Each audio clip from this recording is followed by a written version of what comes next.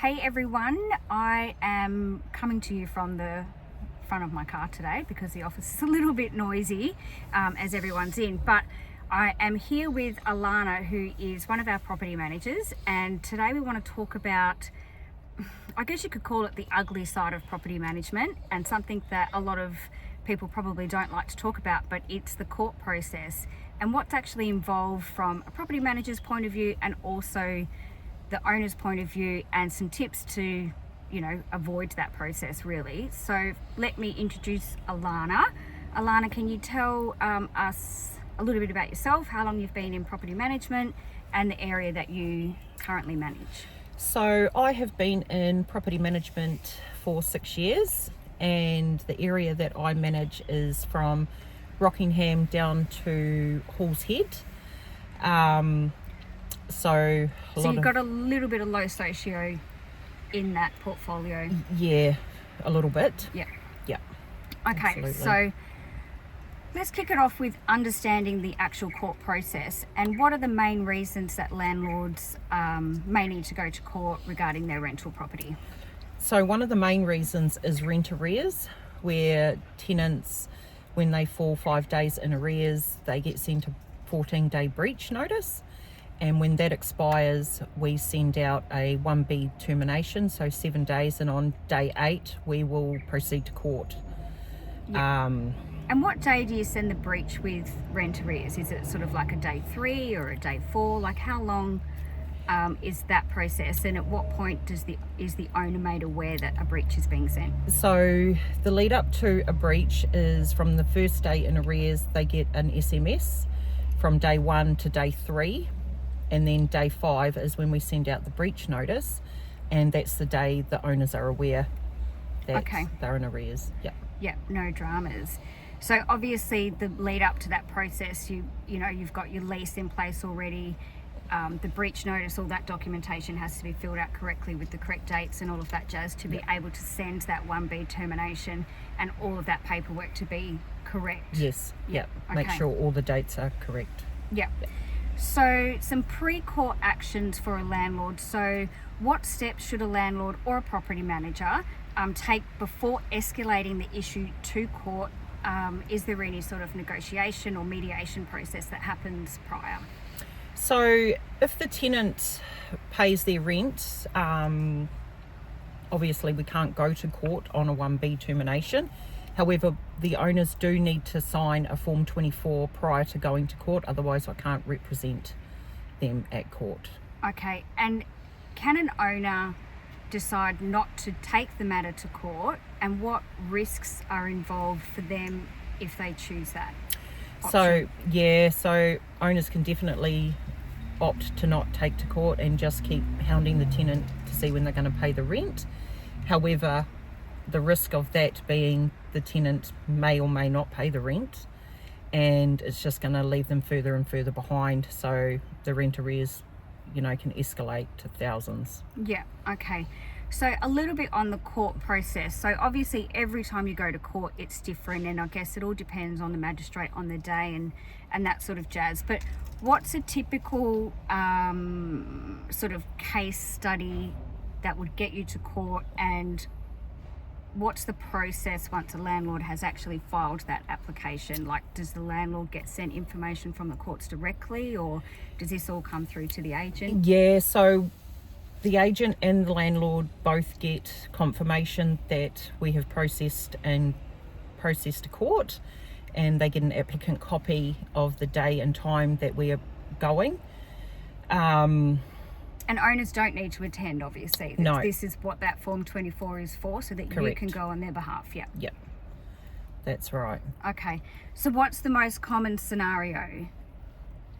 So what we do is, when we are getting ready to go to court, we make sure we've got all of our paperwork uploaded to the eCourts portal. That is a lease agreement, the breach notice, the termination notice. And it's essential that that's all correct, because 100%. if it's not, it'll get rejected. Yep. Yep. It'll get dismissed. Yep.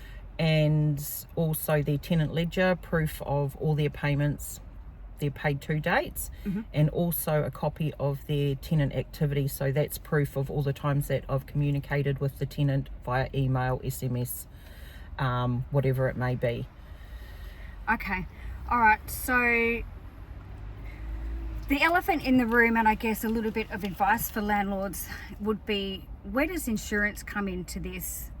Like, if the landlord has got good quality landlord insurance, should it be getting to court? Or do you need to get to court to evict the tenant and then you engage the landlord insurance for loss of income? So definitely need that court order for the insurance company.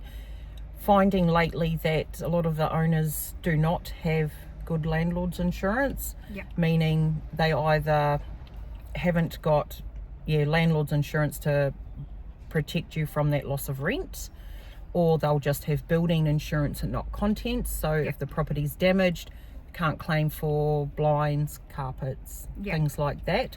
So it's really important to have all your insurances in these situations. Okay. And what's the average timeline? So you've sent your breach, you've sent your termination, you've got your Form 24 signed by the owner for you to represent them in court. You've lodged all that to the eCourts portal. How long before you actually get in front of a magistrate on average? So from your breach to actually when you attend to court, it's anywhere between 5 and 6 weeks. So that's potentially another 5 or 6 weeks without rent. Okay. It's a long time. It is a long time. And when you're in court for that first time and you've got a tenant that's 5 or 6 weeks behind in their rent, what's the likely scenario that the magistrate will do on that day?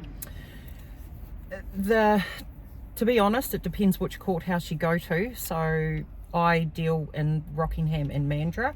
Rockingham is pretty good. The magistrate is normally 90% for the owners, where they will give either 14 days or 7 days notice for them to vacate the property.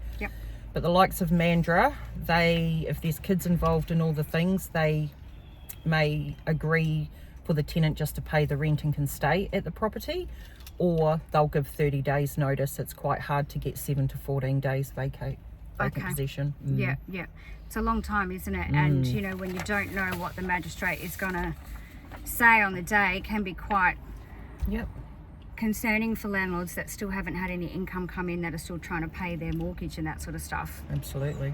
So just to finish off, what are some tips that you would give to landlords so that you could avoid this process, or if you're in the process, to be able to make sure that you aren't going to miss out on any funds? Obviously, having a really good landlord's policy is a must.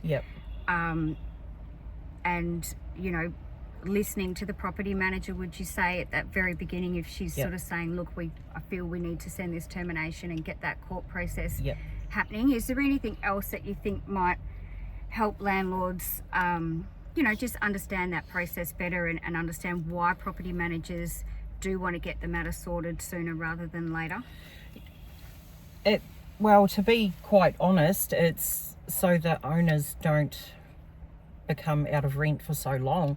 You just need to action the breach and the termination straight away, to hopefully get them out of the property ASAP, so we can get a better quality tenant into their property, so we don't have this issue all the time, saying, let's just wait and see if they pay rent. It's just not good enough. And as a property manager as experienced as yourself, and at the end of the day, you're working in the owner's best interest, and your goal is to get a good quality long-term tenant paying good rent, looking after the property, and that's your role and that's your goal and that's what you want to try and achieve. So you need the landlords to understand that process and let you just get through it as quick as possible. That's right.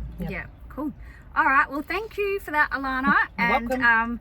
I know it's not a great topic to talk about, but the reality of it is, it does happen, and good tenants can turn bad, and sometimes it is the situation that it is. So it's better to just listen to your property manager, jump onto that straight away, and just get that process happening so that you can reduce your loss and obviously start any insurance claims or anything like that you need to. Yep. Cool. If you've got any other questions, just reach out. Thanks again, Alarna. No worries.